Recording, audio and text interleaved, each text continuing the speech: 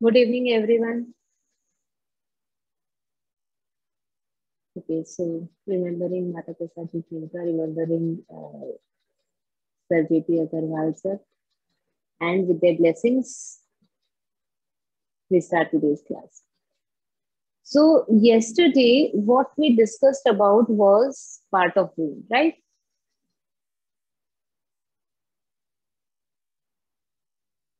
So I'll just brief whatever we did in yesterday's class.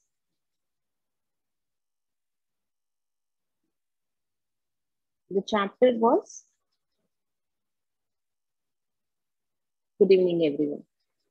The chapter was locomotor system.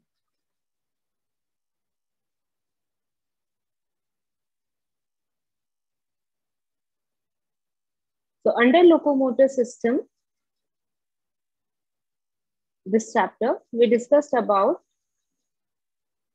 locomotor system itself.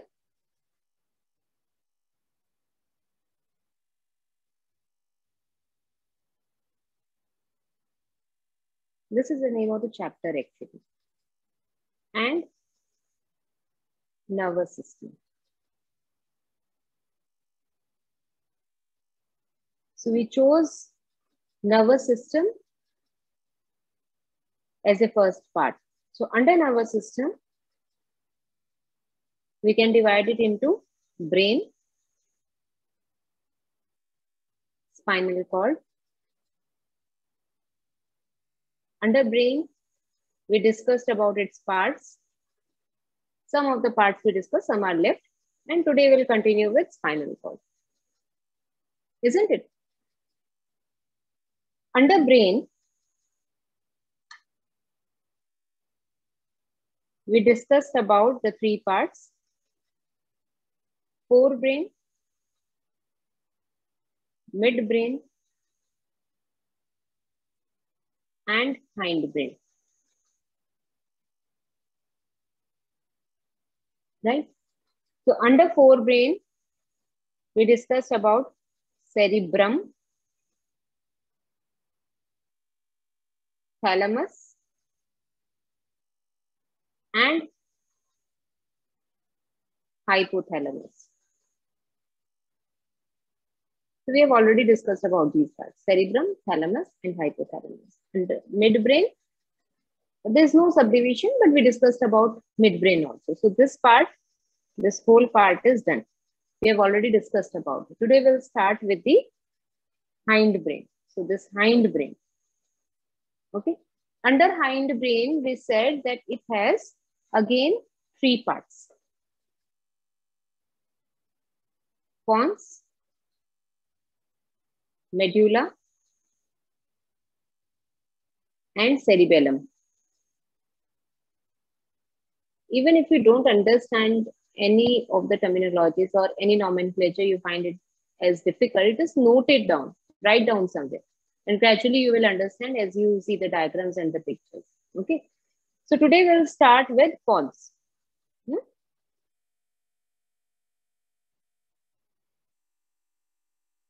Pons. So what is this pons part?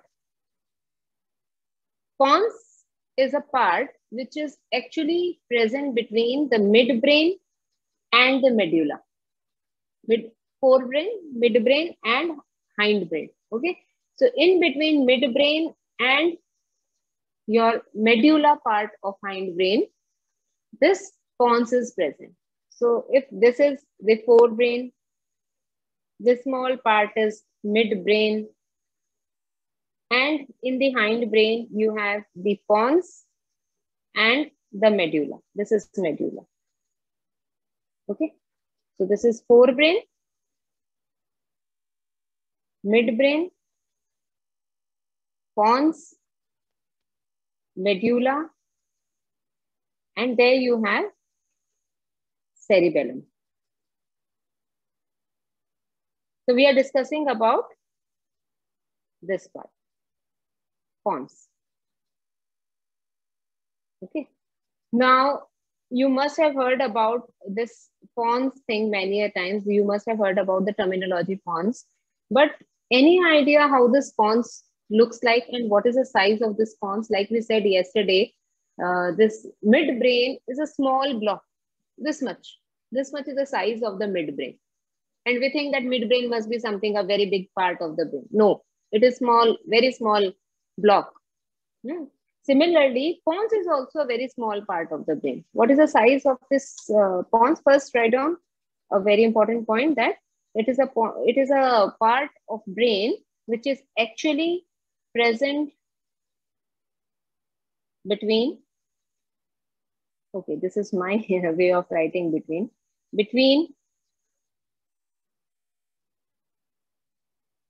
midbrain and medulla. Between midbrain and medulla, this is present. Second important point is, it is ovoid structure, ovoid. What is the meaning of ovoid? Ovoid means oval shape, oval-like structure.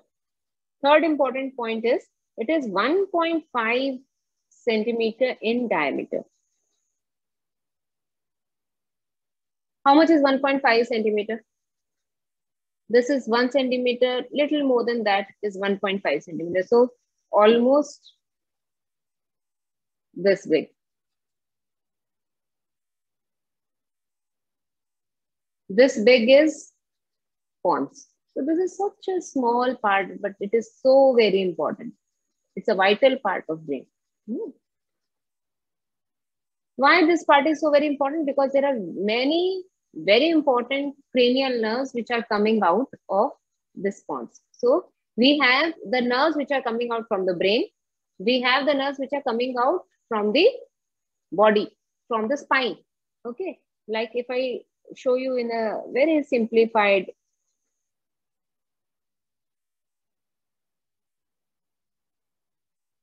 diagram. This is brain, this is spine. Nerves which are coming out from brain are called cranial nerves, and nerves which are coming out from the spine are called spinal nerves. So the nerves are coming out which from cranium are actually coming out from the midbrain, from pons, from medulla. So these are the regions from where cranial nerves are coming out, and these nerves are actually supplying the whole of the face, and there's single cranial nerve which is supplying deep down inside, and all the vital organs, also the lungs, heart, stomach, spleen, pancreas, and that nerve is the vagus nerve. So this is the only cranial nerve which is supplying down. Otherwise, most of the cranial nerves are supplying the face and this part. Okay, so this pons, from the pons area, you have some very important nerves which are coming out, and the nerves are 6th, 7th, and 8th cranial nerves. So 6, 7, and 8 number cranial nerve are coming out from pons. Okay. So this is about pons. I'll show you the diagram of pons once.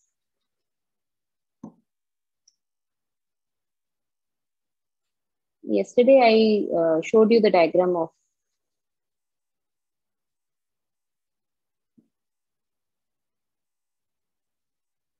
so here you can see this is midbrain, after that is pons, then medulla, and then the spine. This is spine. Okay. So this is about pons. Now come to the next part, and that is medulla. Medulla is also a very small part. Medulla.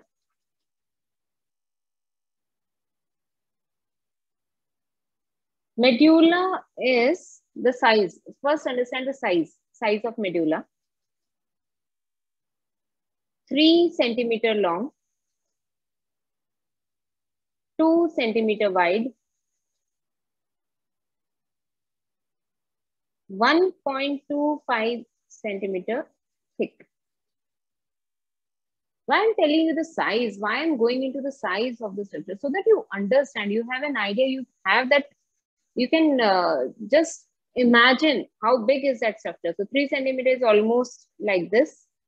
1, 2, 3. 3 centimeter, 2 centimeter wide, 1, 2 centimeter, and 1.2 centimeter thick. That means something like this.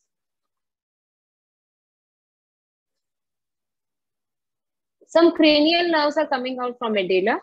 Like from the pons, you had cranial nerve number 6, 7, 8. Similarly, from medulla, you have next cranial nerves which are coming out, and those are cranial nerve number 9, 10, 11, and 12.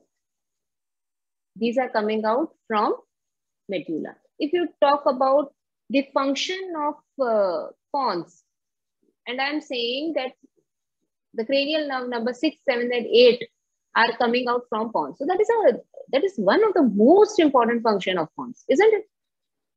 If any of the cranial nerve number 6, 7, and 8 is creating some problem, which part of the brain you will treat? Definitely pons, because it is the main center, the main nucleus is in the pons area. Part of hind brain only, and that is cerebellum. What is a cerebellum?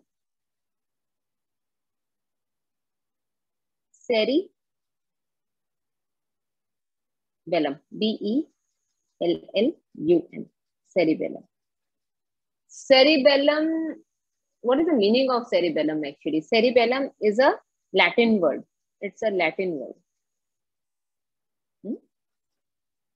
And the meaning of this word is small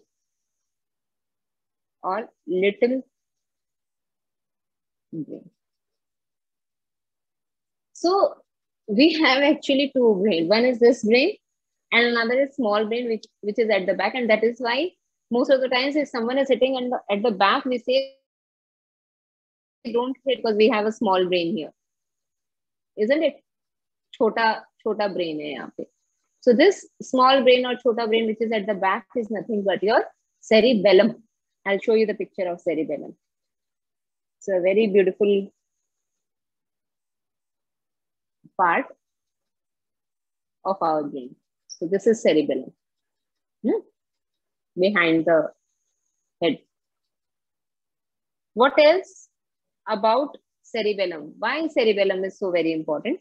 Because cerebellum has some layers. It has layers.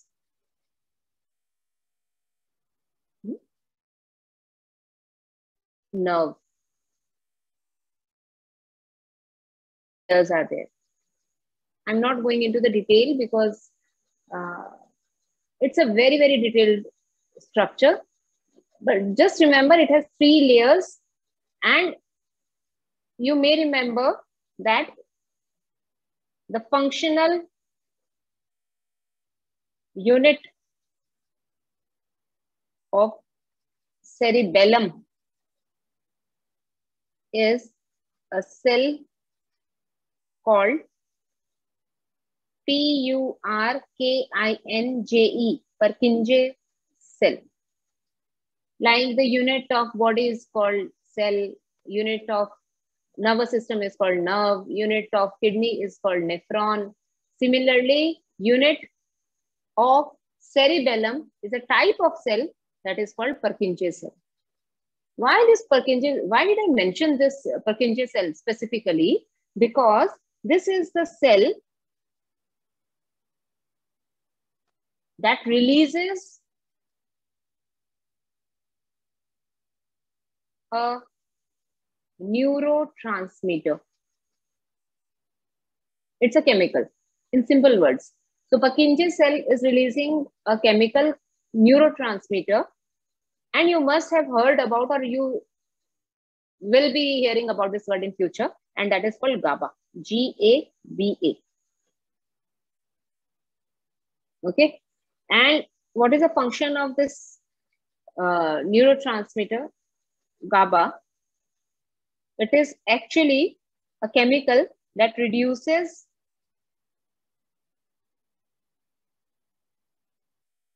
nerve or reduces transmission of nerve impulse and therefore regulates the motor movement.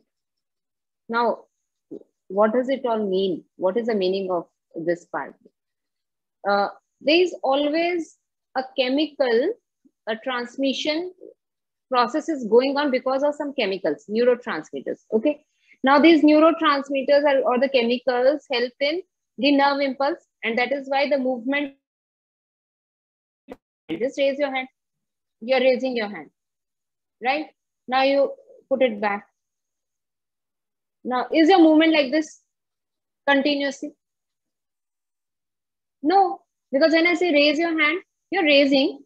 When I say bring it back, you're bringing it back. That means your brain is taking the information, the control that you have to raise it only once. That means the motor function,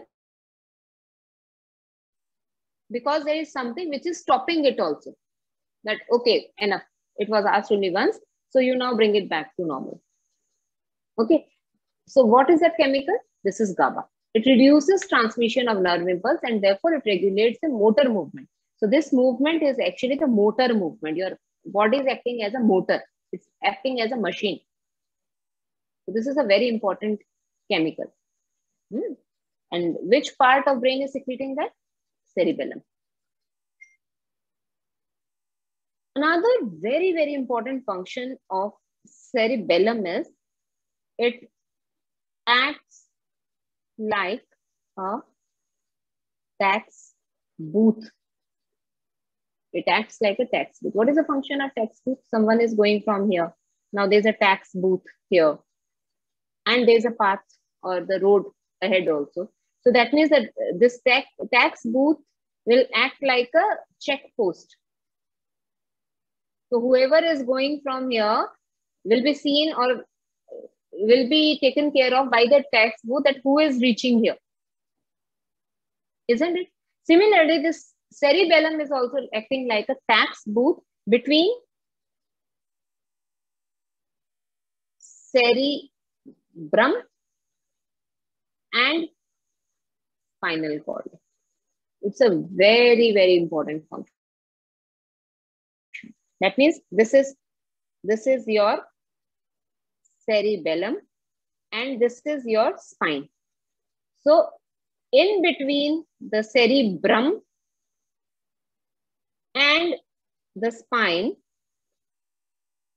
this part, the cerebellum, will act like a tax booth and it will say which impulse should go up and which impulse should come down. It has to pass through this cerebellum. So if there is a default, if there is some problem at cerebellum, this impulse will not be regulated. Okay. So this is a very important point. Another important, very important, not important, very important function of cerebellum is it has the power of prediction.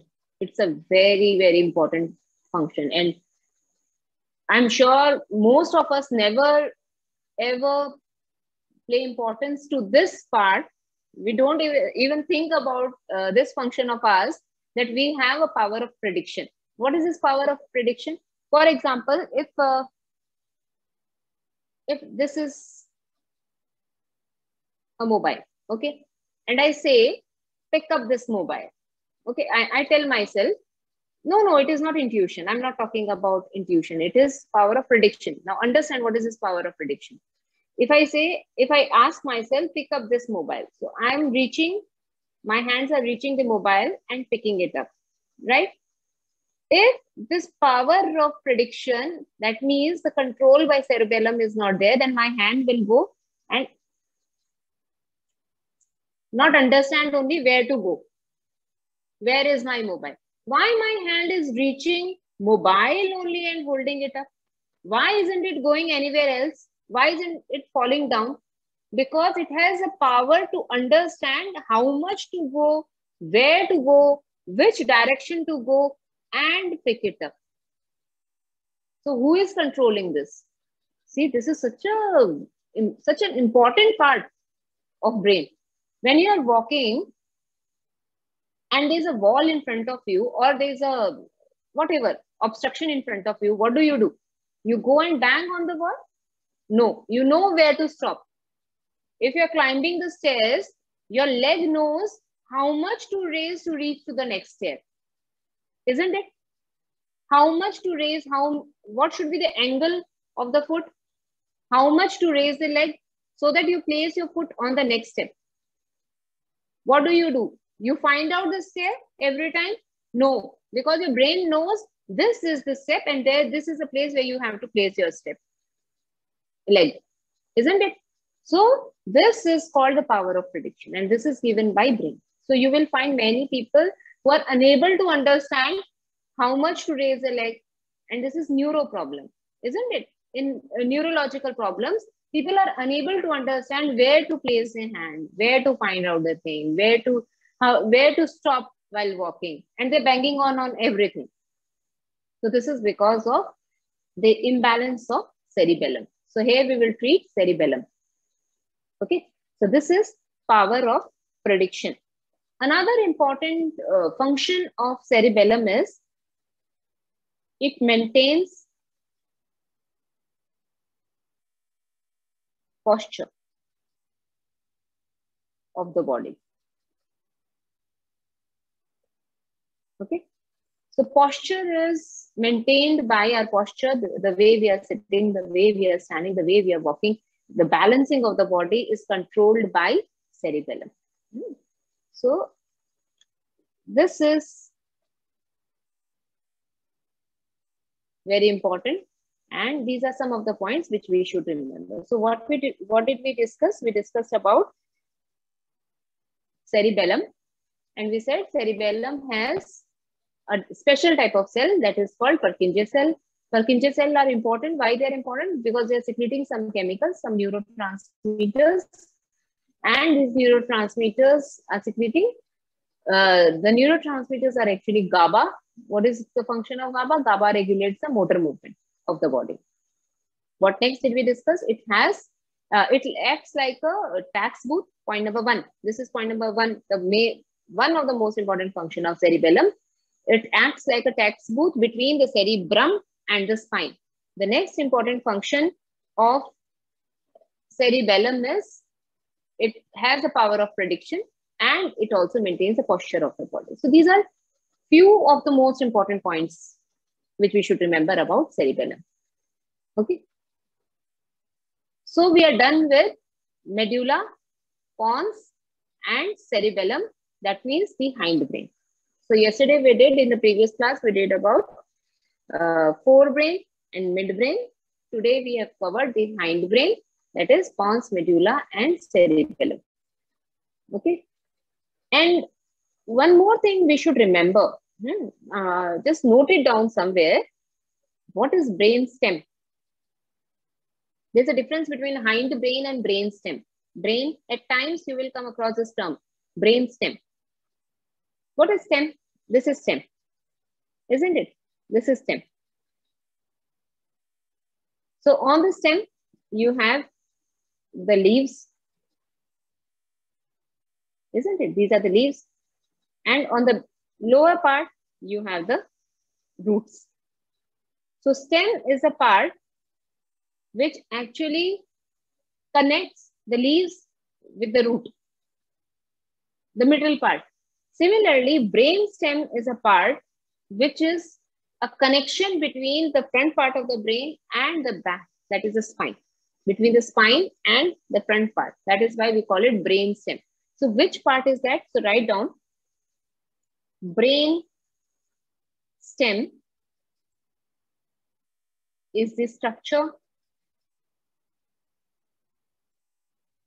that connects cerebrum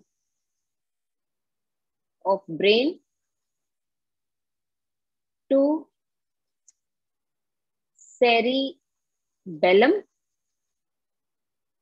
and spinal cord. So cerebellum, spinal cord is connected with cerebrum with the help of this brain stem. So what are the different parts of brain stem? It consists of 3 parts. What are the 3 parts of brain stem? Number 1,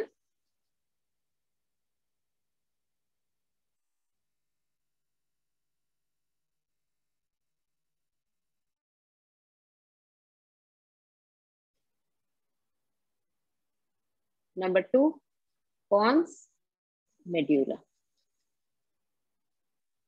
So midbrain, pons and medulla. We are not including cerebellum here. So midbrain, pons and medulla are forming brain stem because it is connecting the forebrain with the cerebellum and spine.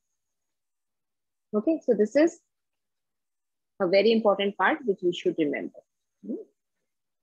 Next, we move on to the next important part. One more part of brain is there in your book, and it is limbic system. Limbic system is a very, very important part of brain. Why limbic system is important? Because limbic system is actually in the front part of the brain only.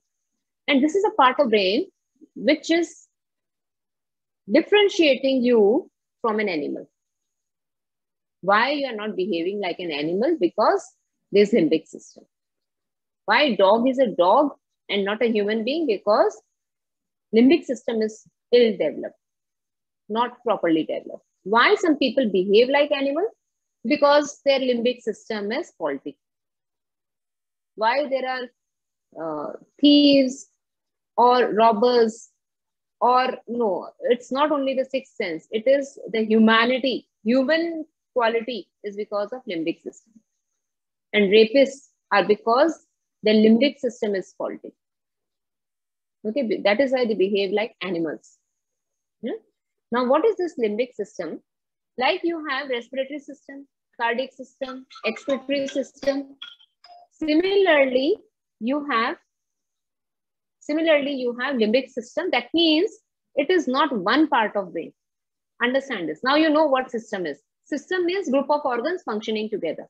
So there are group of organs which are functioning together as a system for something very important. And that system is called limbic system, and it consists of different organs which are present in the brain. So there are almost 9 organs which are functioning together in the brain, and we call it limbic system. This is another system. So today, when you mention about, or you understand about different systems, you understand about one more system, and it is limbic system. Okay. So what is limbic system? Group of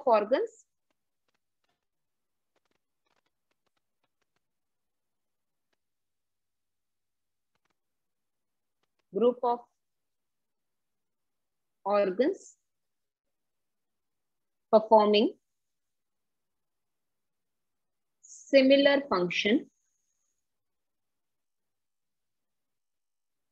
together.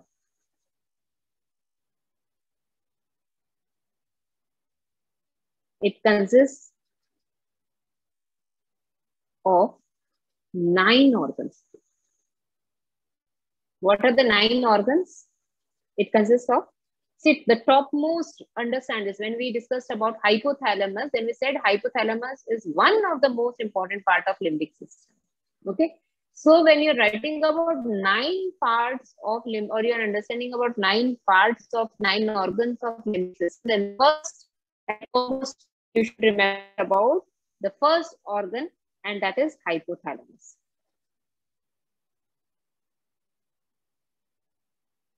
Okay. Second one is thalamus.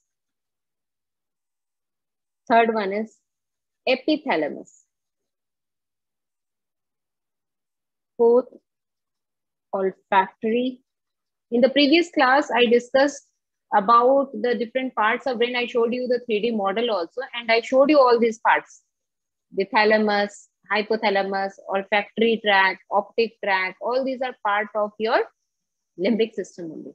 Olfactory area,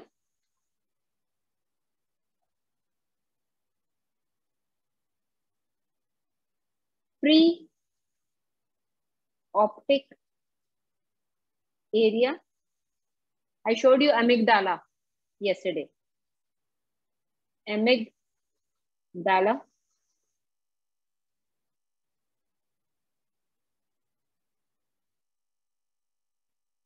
Number 7, hippocampus. Number 8, septal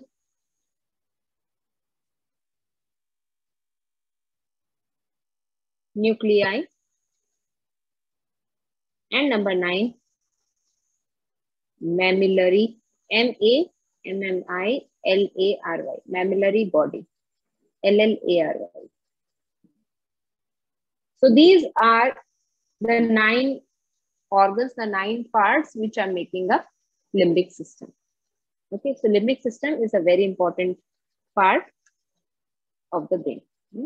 And it is responsible for, you can just write down in brief what is the function of limbic system. It is responsible for emotions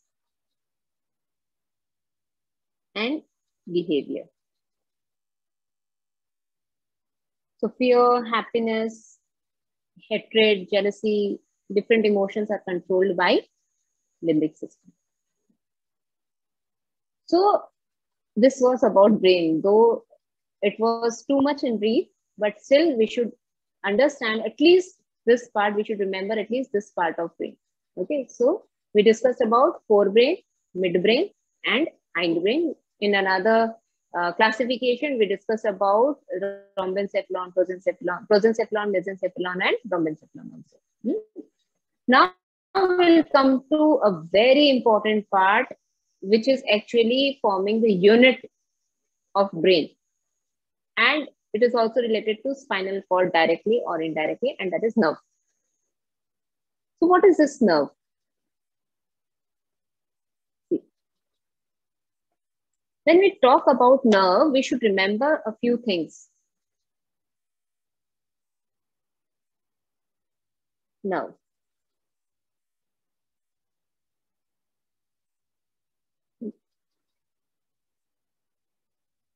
Nervous system. Nervous system consists of nerve cell. Because if you want to understand nerve cell, you should understand what this nervous system is. Nerve cell. It also consists of neuroglial cells. It also consists of, so we are talking about nerve cell. Nervous system consists of these different type of cells. Okay, so we'll focus only on the nerve cell. What is this nerve cell?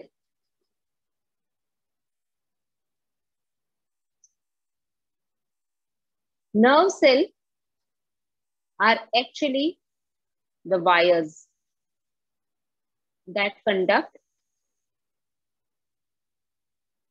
electricity, electric current.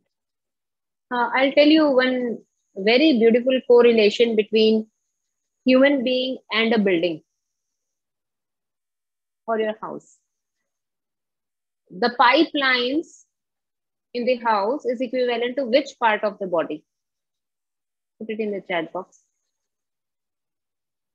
Which part of the body is very much similar to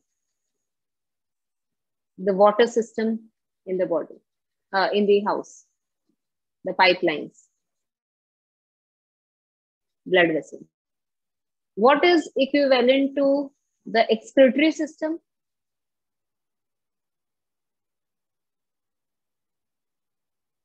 In the body, it is excretory system. In a building, it is sewage line, the drainage area. What is equivalent to the digestive system? in the house? Your body, you have the digestive system. Yes, the kitchen. What is equivalent to the bricks in the house? Bricks. No, no, no. Bricks are the cells. Unit of your wall is brick. If I talk about the cement and sand and everything, that is forming the tissue and the skin. What is equivalent to the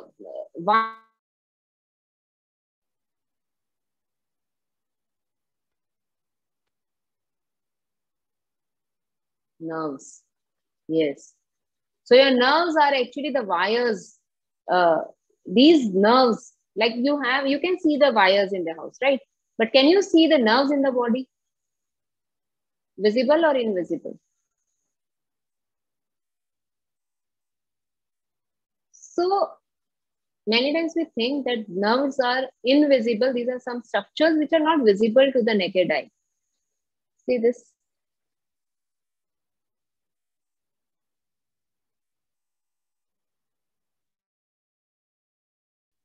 Good picture, but see this. This is actually a real structure.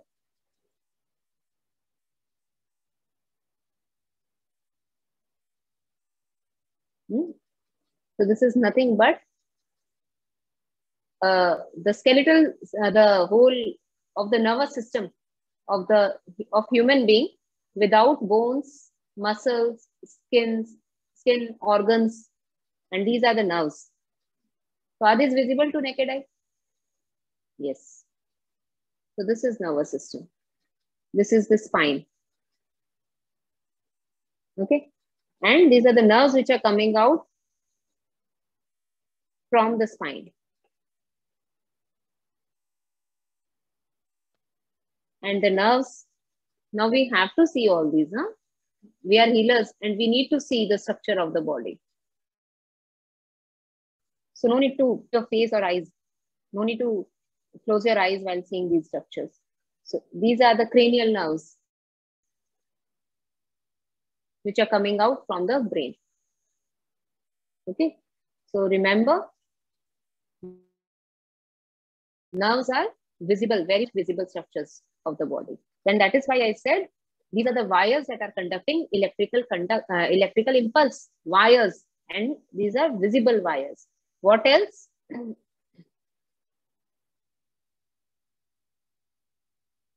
First point is wires. These are the wires which are conducting electrical impulse. Second point is a very important point. No reproductive capacity. In a mature body, whatever are the number of cells, these are fixed. If it is getting damaged, you're reducing the number of nerve cells. So it does not, because it does not have any regeneration capacity. Point number 3, almost 100 billion nerves are present in human body. Almost, because no one can count the number of cells. Now, what are these nerves? When we are talking about nerves, what these nerves are? So if this is a nerve, this nerve actually consists of very small structures.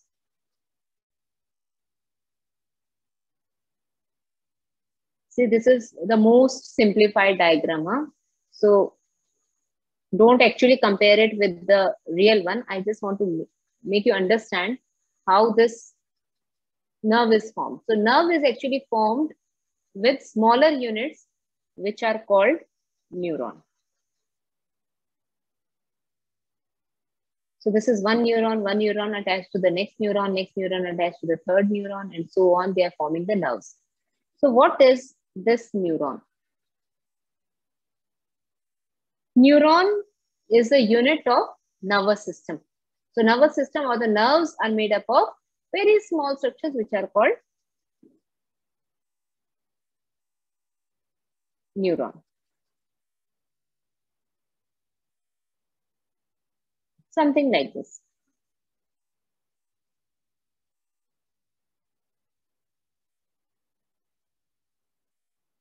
So it has basically, it's a rough diagram. It has basically two parts.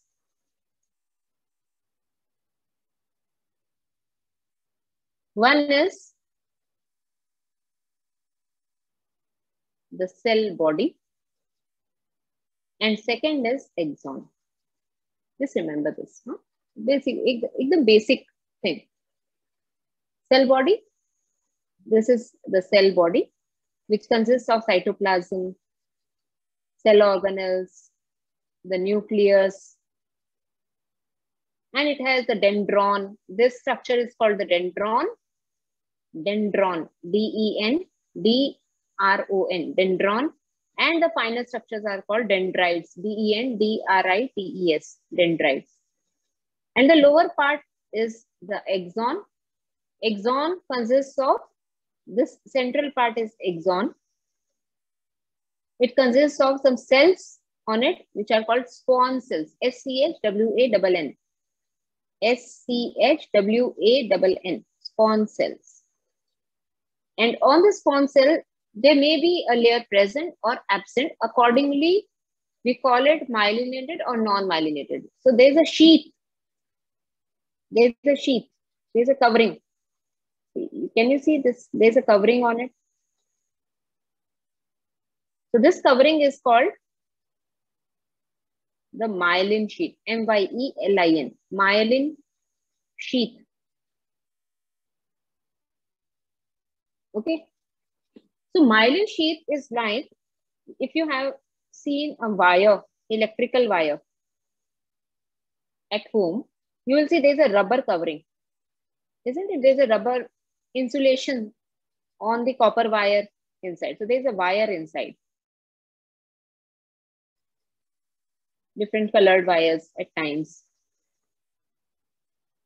So there's a rubber covering on top so that there is no leaking out of electric current outside. Similarly, this myelin sheath is also a covering on the axon so that whenever the impulse is flowing through it, it is not coming out. The impulse is there within it. And this myelin sheath also helps in this conduction of impulse, because first understand that if this myelin sheath is present, then we call the type of neuron as myelinated, M-Y-E-L-I-N-A-T-E-D, myelinated nerve fiber. And if this is absent, we call it non-myelinated nerve fiber. So in myelinated, it is present.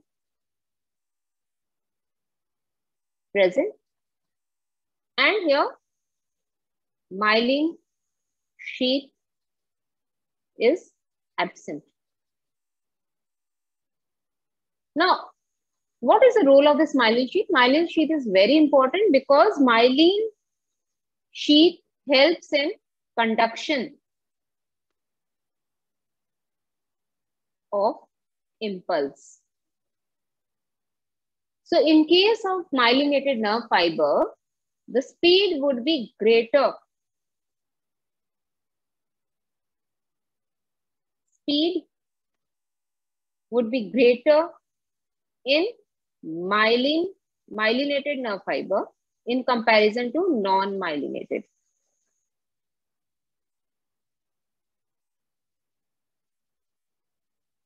So what did I say? I said nerves are actually the wires. It doesn't have any reproductive capacity. There are 100 billion nerve fibers or nerves present in the body. Each nerve is made up of small unit called neuron. Neuron has basically two parts. Upper part is a cell body. Lower part, a stalk, is called the axon. Okay.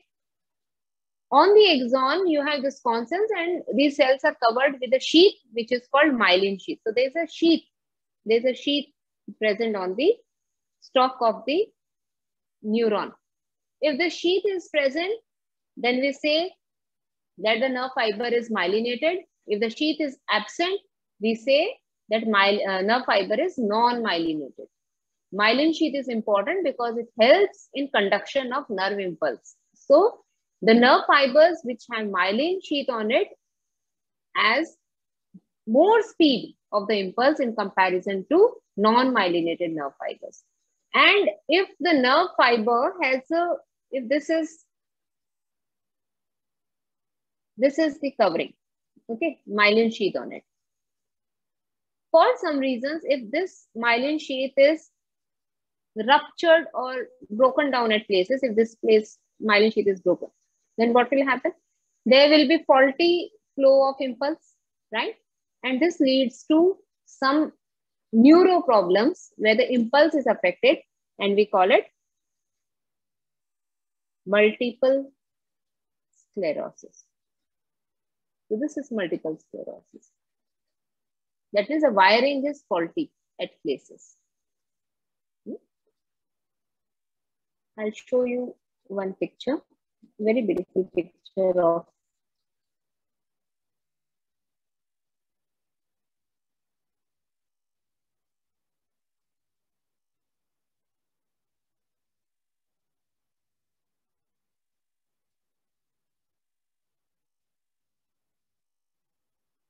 this. We have already discussed different parts of neuron,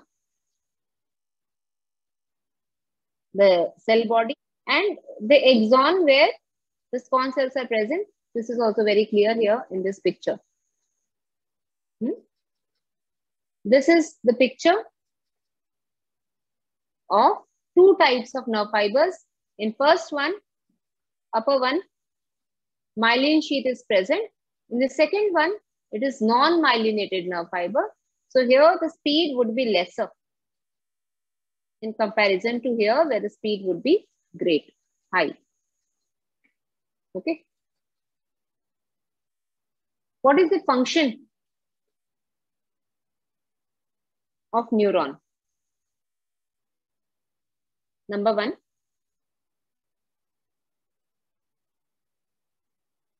flow of stimulation. Stimulus, the impulse is called the stimulus in the body. Okay, so flow of stimulation in the body. And number two, controls functions of all body organs.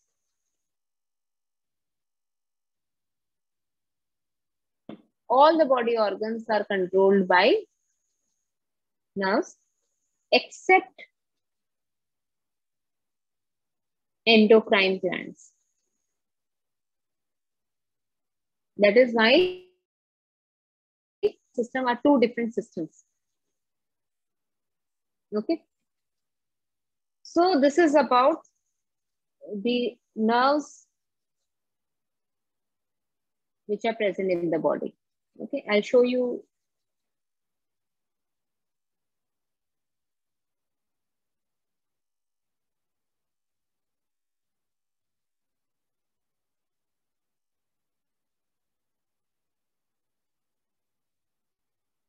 This is nerve cell, the neuron.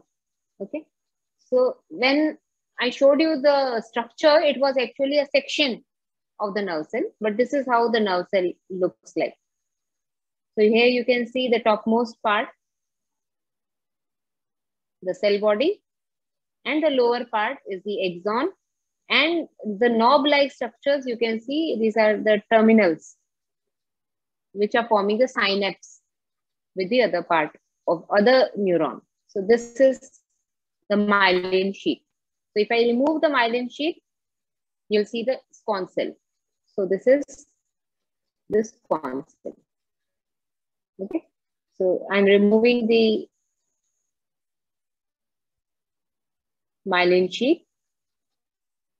So you can see the sconce cell. And if I remove the sconce cells also,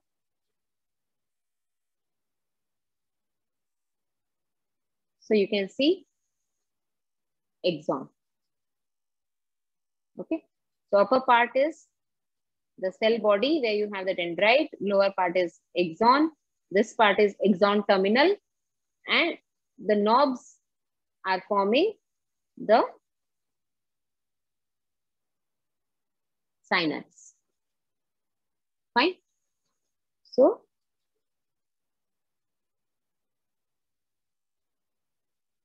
this is neuron.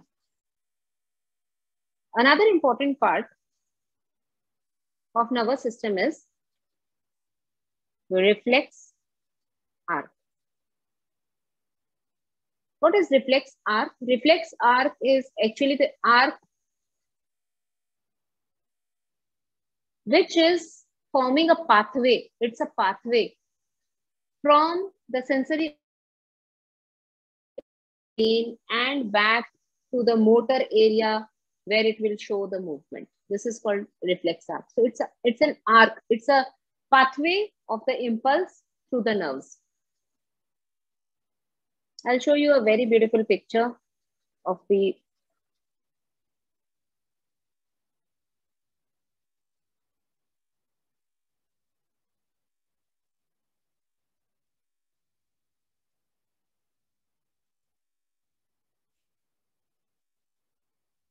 So what is shown here? Follow this. There is conduction of nerve impulse. Follow this pathway. So there's sensation from the finger. If your finger is touching,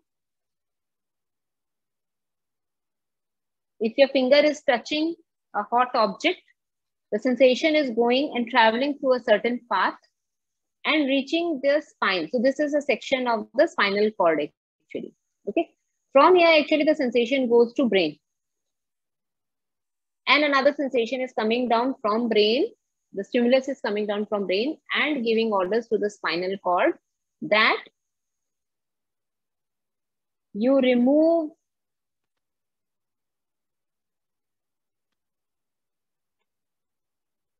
the finger or take away your finger from the hot object and you move your hand back. This whole part is called reflex arc. Okay. This is also a very beautiful picture of reflex arc. So this is one pathway which is going to the brain. Cord first. Follow the red pathway. And from the blue pathway is the pathway which is bringing the impulse back to the, take your finger off. Move away the finger. Okay, so one is afferent. Just remember two words. One is afferent and one is efferent. Afferent and efferent. A and E. What comes first? A comes first of the two alphabets. A comes first.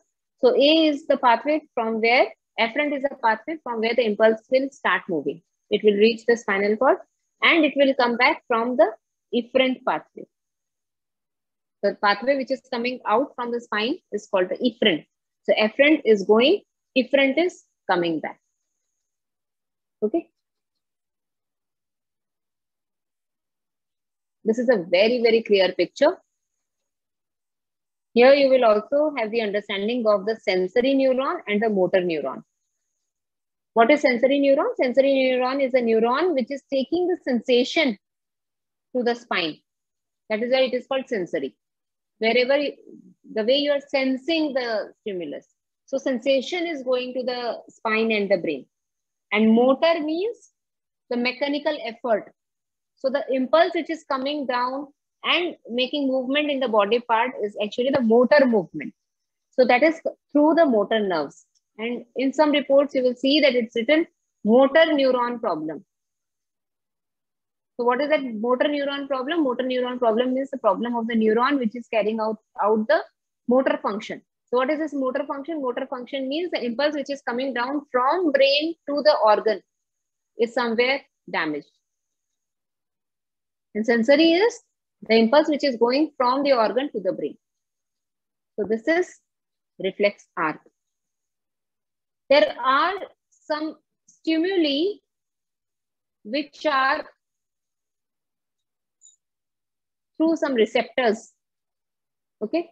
And these are the receptors which are present in the body in two forms. One is external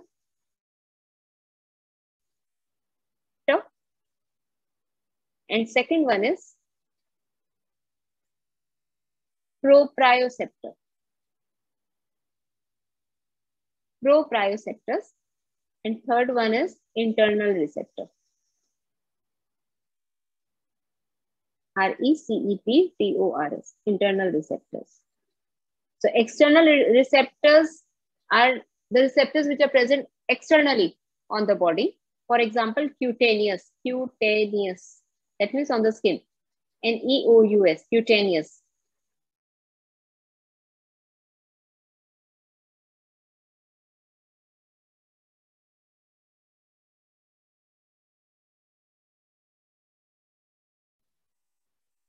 Organ receptors. Receptors and sense organ receptors. Other sense organ receptors means say eyes, nose, ear, all these receptors are actually under external receptors because these are receiving the stimulus from outside. So these are external receptors. Proprioceptors are actually the receptors which are present and tendons. So muscles are contracting because of some stimulus. This is because of proprioceptor. Internal receptors are the receptors which are present internally inside the body. For example, the baroreceptors. Baroreceptors are for blood pressure. Receptors which are controlling the blood pressure are baroreceptors. Chemoreceptors. Which are for the chemicals, and osmoceptors, which are for osmotic pressure.